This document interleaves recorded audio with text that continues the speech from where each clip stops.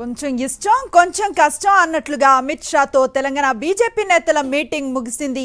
శంషాబాద్ నోటల్ హోటల్లో కీలక నేతలతో సమావేశమైన అమిత్ షా నేతల మధ్య సమన్వయంపైనే ప్రధానంగా ఫోకస్ చేసినట్లుగా తెలుస్తోంది. ఈ క్రమంలోనే బీజేపీ ముఖ్య నేతలకు ఆయన క్లాస్ తీసుకున్నారని తెలుస్తోంది.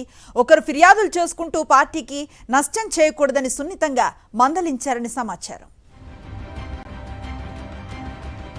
పూర్తి సమాచారం మా కరెస్పాండెంట్ విక్రమ్ అందిస్తారు. విక్రమ్, బీజేపీ రాష్ట్ర నేతలతో కేంద్ర హోంశాఖ మంత్రి అమిత్ షా భేటీ అయ్యారు. ఈ భేటీలో ప్రధానంగా తెలంగాణ బీజేపీ నేతల మధ్య సమన్వయ లేమిపై ప్రధానంగా చర్చించినట్టు సమాచారం. అందరూ సీనియర్లు ఒకరిపై ఒకరు ఫిర్యాదులు చేసుకోవడంపై కొంత ఆగ్రహం చేసినట్టు స్పష్టంగా సమాచారం అందుతుంది.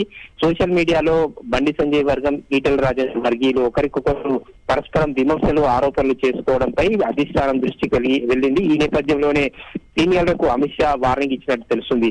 పార్టీకి వ్యతిరేకంగా మాట్లాడొద్దు, లీకులు ఇవ్వొద్దు అంటూ అమిత్ షా ఖచ్చితంగా బీజేపీ రాష్ట్ర నేతలకు స్పష్టమైన ఆదేశాలు జారీ చేశారు.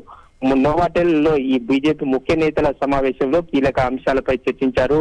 రాబోయే పార్లమెంట్ ఎన్నికలకు సంబంధించి కూడా కలిసికట్టుగా ఏకతాటిగా వెళ్తేనే ఇక్కడ అధిక పార్లమెంటు సీట్లను సాధించగలుగుతాము. లేని పక్షంలో ఇలా వర్గ విభేదాలతో పోట్లాడితే ఖచ్చితంగా ఎదురు దెబ్బ తగిలే అవకాశం ఉంటుంది. ఖచ్చితంగా వ్యూహాత్మకంగా ఎన్నికలకు వెళ్ళాలి. పార్లమెంట్ ఎన్నికల్లో ఎవరు కూడా ఈ వర్గ పోరు, అంతర్గత విభేదాలకు తావివ్వకుండా కలిసికట్టుగా వెళ్లేందుకు ప్రయత్నించాలి అని చెప్పి బీజేపీ రాష్ట్ర నేతలకు దిశానిర్దేశం చేయడం జరిగింది.